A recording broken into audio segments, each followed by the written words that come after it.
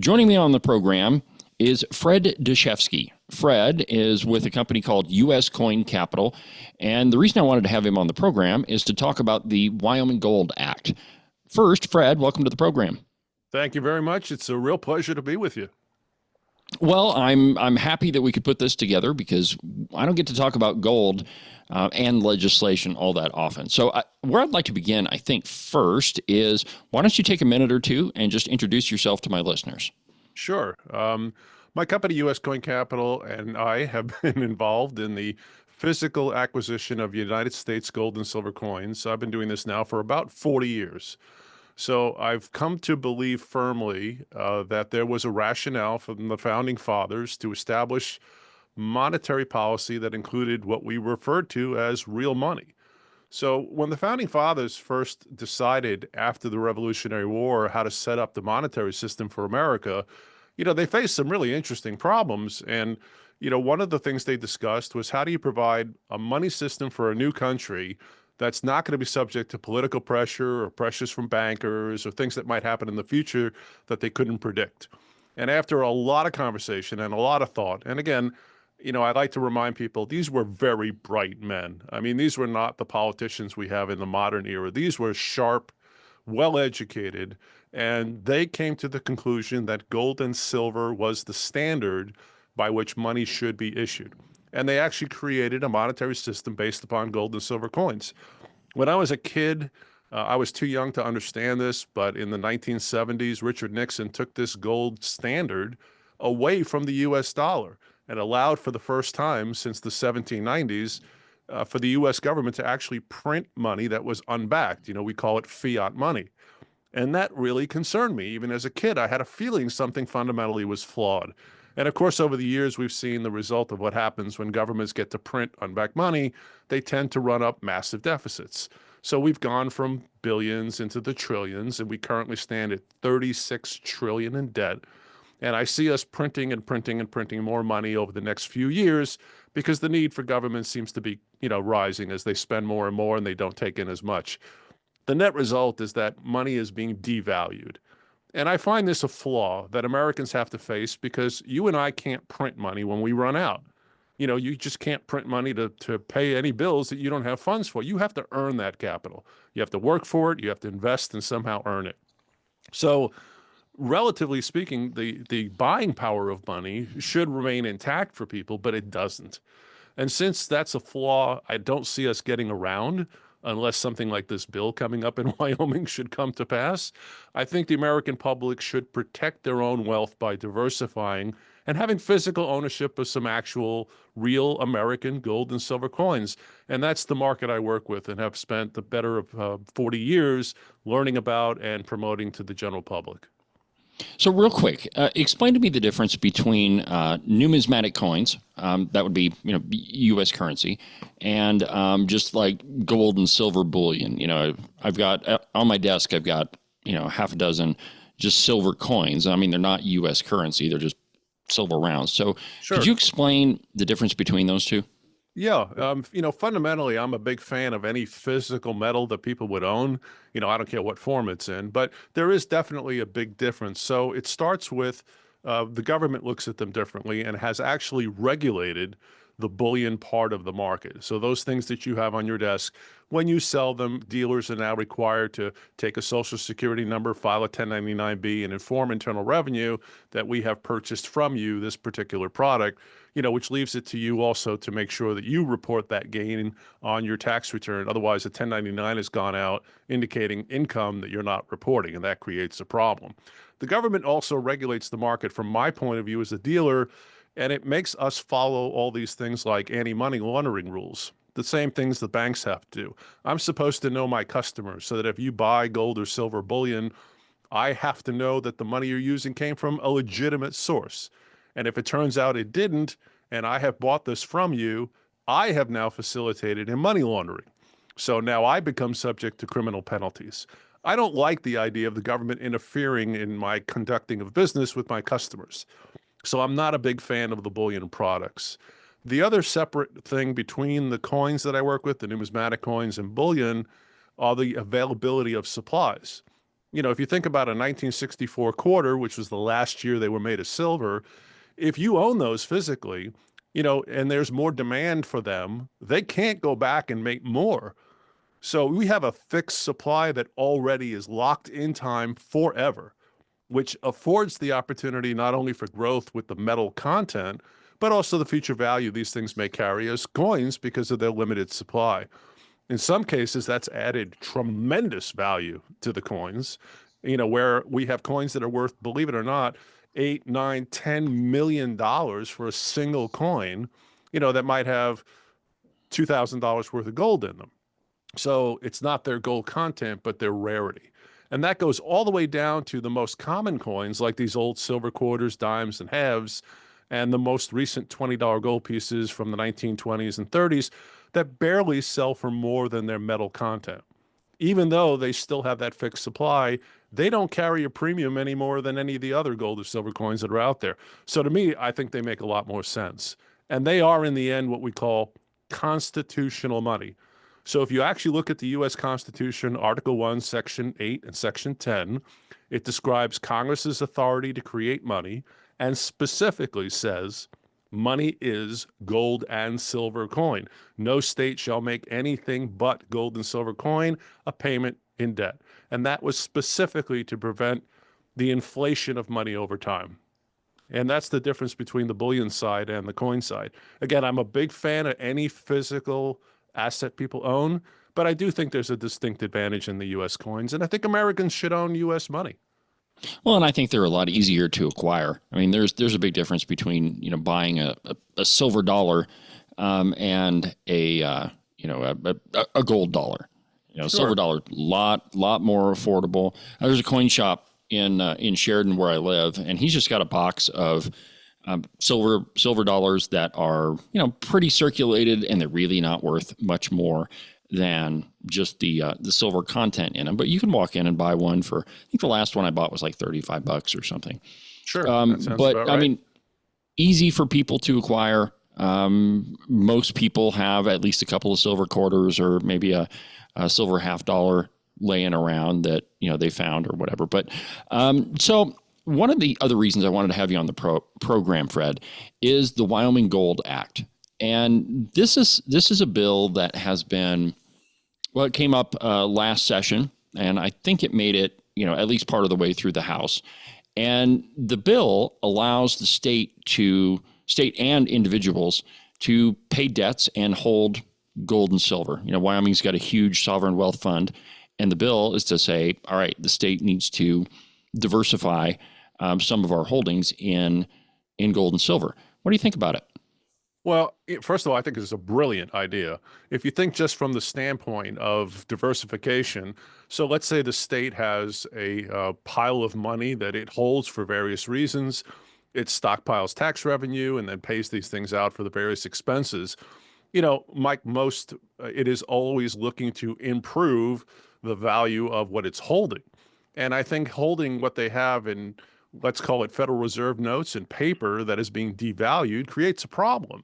It creates a problem for the state as much as it does for individuals. So I love the concept of a state looking to diversify its assets.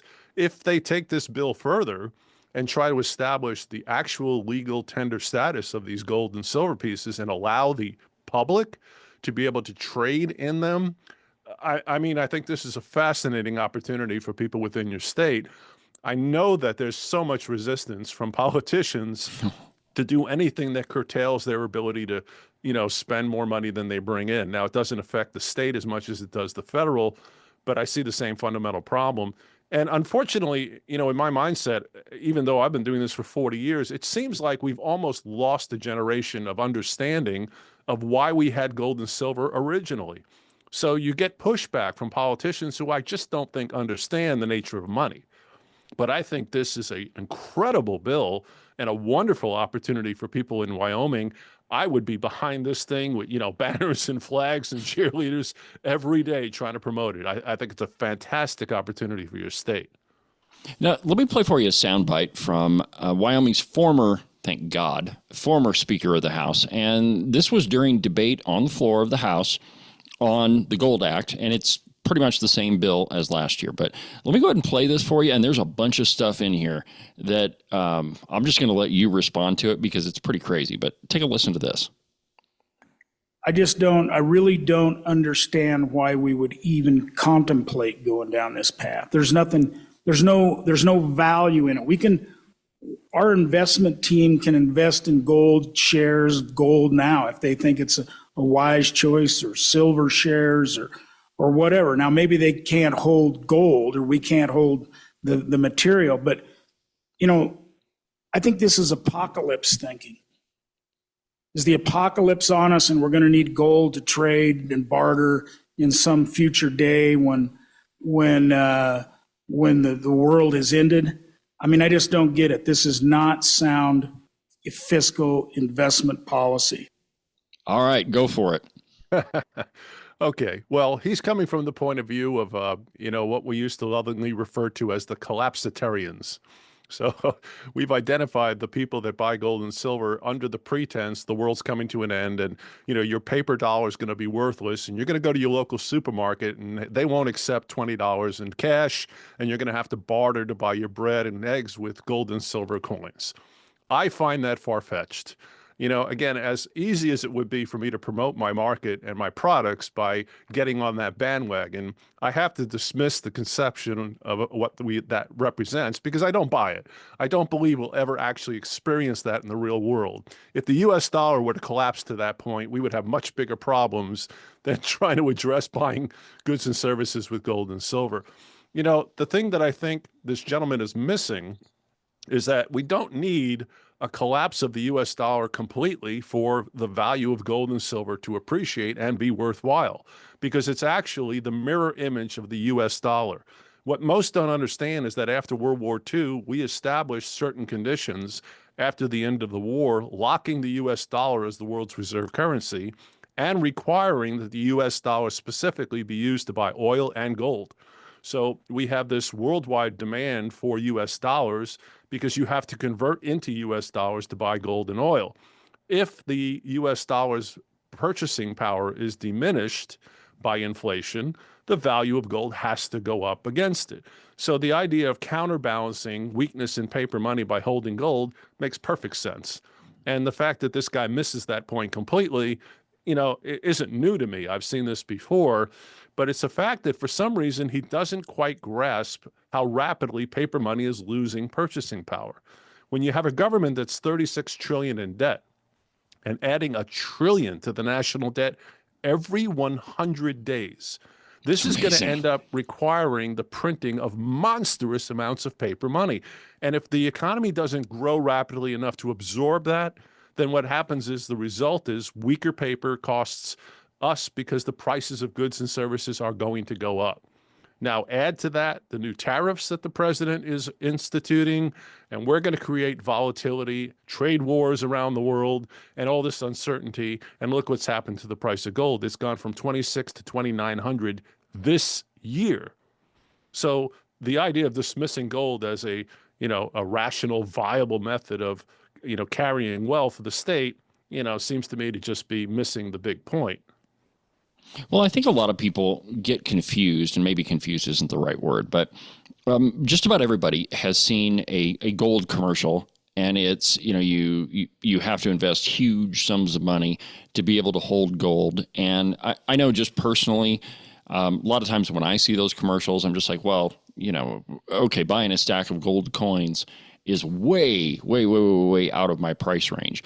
But I think when you have people like former Speaker Sommers, that's the guy you heard, okay. Dismiss it as, well, this is apocalypse thinking. I think it tends to kind of turn people off a little bit, and they don't realize that, hey, if you had a gold coin 100 years ago, what could you buy with it? Well, probably 2 pretty nice suits. Well, if you have that same gold coin today, what could you buy with it? And the answer is 2 pretty nice suits. That it is not the value of gold that changes. It's the value of the dollar. And I think that everybody has experienced the effects of inflation in the last couple of years, where you're paying $6 and $7 for a dozen eggs. I mean, to me, this just makes perfect sense. It's been pretty hard to ignore the inflation. And, keep in mind, inflation is the end result of the printing of capital. So first we print a lot of money. Then that money filters its way through the economy and it begins to have its impact. And then within a period of time, it inflates its purchasing power. And then finally, prices go up. So by the time you experience those price increases, the damage had already been done. And I think this is the fundamental flaw with paper money. Now, if we lock the government down to not being able to print except for having a gold or silver supply against what they print, the problem would be negated. And I think then the speaker would have been correct that there would have been no basis or purpose for owning gold. But we don't live in that world. So I think he, again, seems to be kind of missing the point. Now, you've raised an interesting point as well, is about the value. I think about it in terms of, let's say, a silver quarter from 1964, 25 cents in 1964 would have bought you a gallon of gas. And today that silver quarter is worth about $7. So it'll buy 2 gallons of gas. So its purchasing power has increased. That 1 ounce $20 gold coin, the last year they were minted in the 1930s, yeah, it had enough buying power for a tailored man suit or a month of food for a family of 4. 1 month's worth of food, one $20 gold coin. Today, I could pay $3,000 for that $20 gold coin, which I think would about do the same thing. I think you could clearly feed a family of 4 for a month on $3,000. So the purchasing power of gold and silver coins remains stable over time. Unlike, think about how much money you get for $20 that you would have been able to buy, let's say, even in the 1970s or even in 2000. From 2000 to now, we've lost 25%, almost a quarter of the value of paper money. I can't understand why the public would not be pushing back against that and demanding something different from their government. So how many options does the government have? They can stop printing money they don't have. Yeah, good luck with that. They can start cutting government services, and that becomes a political, minefield. And then they could do things like what Trump is doing, which is just basically come in and throw the table upside down and, That's create what I all voted sorts for. of havoc. And, right. And we don't know what's going to happen tomorrow because every day something new comes up. But, gold is rising on these trade wars and the concern that these trade balances and imbalances will create in the end inflation. And that means we're going to be paying more money.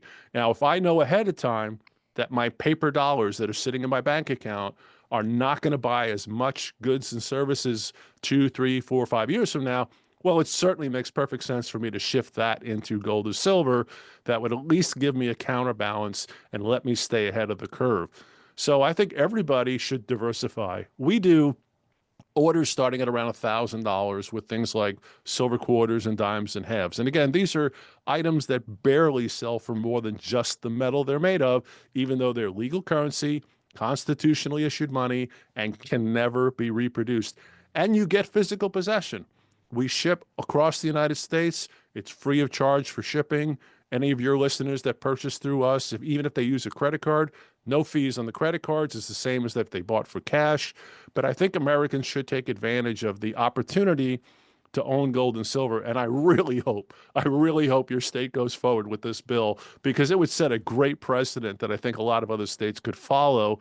And at least it would give the public, wouldn't it be nice if people listening had the choice of dealing with gold or silver coins or paper money? I think that would be a wonderful option for the average American.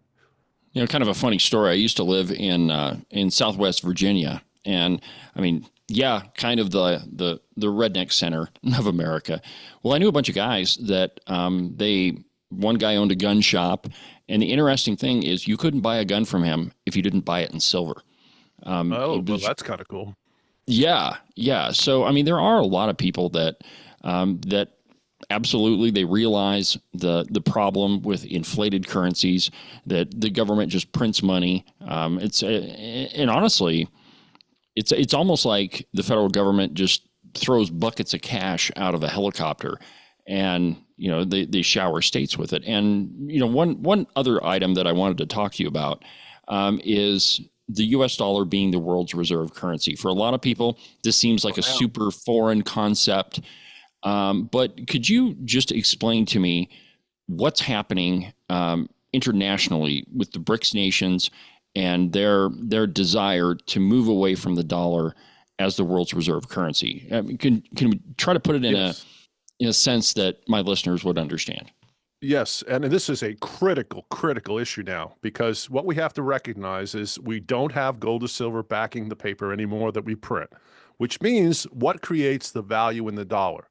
Well, it's this fundamental belief in the, quote, good faith and credit of the United States government to make good on all of its debt obligations.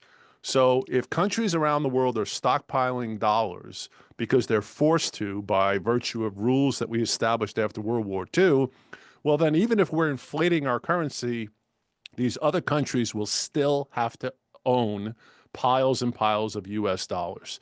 But what if there were an alternative, which has not existed since the end of World War II? The US dollar has reigned supreme around the world for 60 years, and for good reason. We have a well-established economy. We're a stable economy. We're not, and I hate to say it this way, we're not a third world nation. So we're not having inflation like they have in Argentina, where it might be 1,100% a year. We have a stable economy, and people stockpile the dollar. But now a number of countries are pushing back and saying, we're getting a little aggravated with the dollar and the way that the political arm of the U.S. is utilizing the dollar as a weapon. So, for example, we've used it against the Ukraine and Russia war by saying we're going to cut you out of the dollar and we're going to force you out of the SWIFT banking system, which enables transactions between countries to occur. And we're going to force feed the U.S. dollar to everybody. But if BRICS comes around and says, well, look, we put together a group of countries that have agreed to support this currency and not use the U.S. dollar, well, the dollar is going to have a huge problem if there's actually a real alternative, because the only thing creating value now in the U.S. dollar is that demand for it. And if that demand is suddenly cut in half because there's really an active alternative, the U.S. as an economy will face a fundamentally huge problem. It's the biggest threat to the U.S. dollar's value since the removal of the gold standard in 1971. This is really a large problem. So the development of BRICS in these other countries, what they're creating is an actual alternative for the first time since the end of World War II to the stability of the U.S. dollar. And if more and more countries say, well, we'd rather conduct commerce in them than in the U.S., then we have an internal problem. Now we have to internalize all of our debt. And we can't do that. We can't raise enough capital by selling treasuries inside the U.S. to make enough money to feed the government's needs. We have to sell debt to foreign countries and foreign investors. But they're not going to want that, if the U.S. dollar's stability is flawed. And again, if there's no choice, sure, if I put a gun to your head and say, hey, you have to work within U.S. dollars, well, then there it is. But if somebody comes around and says, hey, guess what? I have another option for you, and it's stable, and it involves a number of very viable countries, well, that could create a huge problem for the U.S. dollar going forward. So I'm quite concerned about this advent of alternatives to the U.S. dollar's world's reserve status, because without that, we're going to face inflation at a much higher pace than we've seen so far. All right. So the next step in this question is, a lot of the discussion around the world's reserve currency, I think for most people seems to be kind of esoteric. It's, okay, it's a problem, but that's on a global stage. That doesn't necessarily affect, my pocketbook. So could you explain how, and you kind of already did, but let's hit it again. If the dollar is not the world's reserve currency, what does that mean to everyday citizens like me? Okay. It's a good question, and it is somewhat complicated. It's sort of like you have to follow the steps one point at a time. So basically what it comes down to is this: what defines the value of the money that you're earning today? It's the fact that we have faith and the good faith and the good credit of the United States government, which comes from our ability to sell debt to foreign countries. So I put it this way. Let's say as an individual, you're blowing through money faster than you're earning it, and you go to one of your friends and say, hey, I need to borrow some money, and they loan it to you. And then you find you still can't make ends meet, so you borrow from a second friend and a third friend, till eventually you run out of friends. You can't borrow any more money. Now what happens? And how do you repay the money that you've borrowed? The U.S. is in the same position. We have to continue to operate, but we need the assistance of people outside the U.S. to buy U.S. dollars and U.S. dollar investments, specifically U.S. treasuries that we sell. And if you follow this, just look any week, how much did the U.S. sell this week in treasuries in the open market? And it'll be billions. Every Huge week numbers. we're selling. Okay, so, but people are buying that because of the relative strength of the dollar. But if the dollar's strength is fading, demand for that debt is going to fall. And that means we won't be able to raise enough capital, just like we're running out of friends to borrow money from. And the end of that would be we'd have to print more money more rapidly than we are now. That will affect every individual because we're diluting the value of money more rapidly. If you take a graph and look at how much money we print now every year, go back 10 years, this graph is unbelievable. It's just a straight up bell curve upside down. It is parabolic. No time is passing, but the increase of paper in the system is flooding and flooding and flooding through the markets. The more rapid we print money, the more money there is in the system versus the amount of goods and services, the weaker that dollar gets for every individual. And that's when prices go up. And we will experience this by having to pay more for the eggs and the food and everything we have to do. And again, imports, listen, we import 50% of the aluminum that we buy from Canada. And Trump is threatening now a trade problem with Canada. Well, that will raise the price of aluminum. Everything that you touch that's made of aluminum is going to go up in cost. That means you're paying more for goods and services. Now, have your wages gone up to compensate for that? No, they have not. Wages in America are not keeping up with the rate of inflation. And this is why the dollar's status is so important. As long as we are the world's reserve currency, well, then we can sell our debt to everybody, and they'll keep buying it because they want it. And that will allow us to continue to operate our economy where we are spending more money than we're bringing in at a huge pace. We have to be able to sell debt because we spend more than we take in. And every time we can't make that work, we have to print the gap. The more money we print, the weaker the paper gets, the more expensive items become for individuals. So if the dollar's reserve status around the world is threatened or cracks, or we lose that, we are in a fiscal nightmare that will create inflation that most Americans have never experienced, and I don't think they're prepared for. Oh, I don't think there's hardly a very large percentage of people that are prepared for anything like that. Most people, I mean, they have their savings account, sure, but I doubt very seriously that they have, a huge pile of silver or gold coins in their safe. I mean, I think that it's that we're kind of living in this blissful ignorance that, well, nothing's ever going to happen to the dollar, when at the same time they go to the grocery store and what they paid $100 for last year now costs them $250. So it's almost like this, I don't even know what you want to call it, but it's like a reality disconnect, between what's actually happening and you're seeing the effects of it, but it's still, you're not recognizing what the problem is. And I mean, the solution, they don't see what caused the problem. They see the impact and the result. And again, by that point, unfortunately, it's a little late in the game. You need to probably address these things before they become such a problem. And unfortunately, you're right. There's a huge gap between, the understanding of what creates the mechanism of a dollar losing purchasing power, and it is beyond most people. And unfortunately, to be honest, I don't think people should have to understand this. I don't think this is your responsibility as an American citizen to have to grasp economics to understand the nature of money. You're supposed to be able to live your life, pursuit of happiness without an impact of monetary policy changing the value of money. You're doing whatever you're doing to earn. And I think this is the fundamental flaw with having allowed the government to issue money that's unbacked. Once we moved away from that sound money standard, everything became subject to change.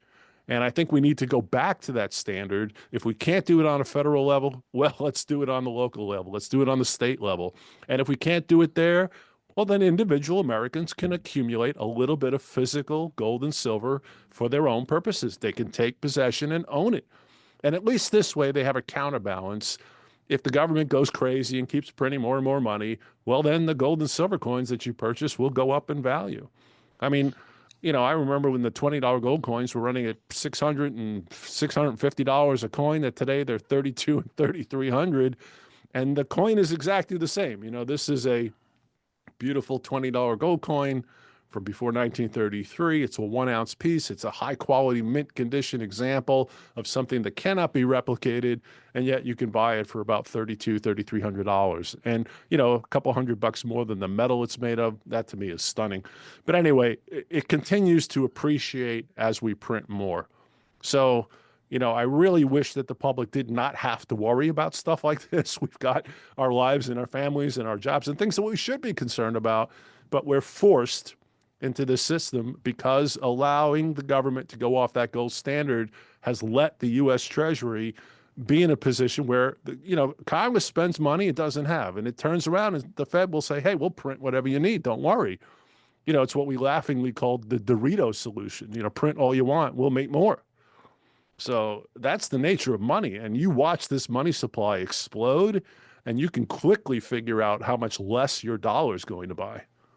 Well, and I think Wyoming's kind of in an interesting place that a lot of other states aren't. And it boils down to it being a big state, and there aren't that many people that live here. I know a lot of folks that they live an hour from town. And so they're very used to, stocking up the pantry, making sure you've got enough food for, if a giant snowstorm hits or whatever. So, that's one of the reasons why I think that the Gold Act, the bill that's probably going to be heard in the House, it just makes perfect sense. It fits right with the Wyoming thinking of, be prepared. You can't always run to the store. And sometimes if you do run to the store, you can't buy anything because there's nothing left on the shelf. And it's, if we were having this conversation 10 years ago, I think that it would probably turn out to be more of a what if scenario. But with COVID, I think just about every American experienced going to the store and not being able to buy what they want because it just simply wasn't on the shelf. Sure. And so, I think that we have all the evidence we need, that we need to be prepared. So Fred, we're kind of running a little bit short of time here. If people want to find out more information about you, your company, the Federal Reserve, gold, where do they go? Well, first of all, feel free to call us. We'd be happy. I have an educated staff here that is well educated and knowledgeable about the subject and happy to explain, answer questions, etc. You can reach us at 1-800-878-COIN. That's 878-2646.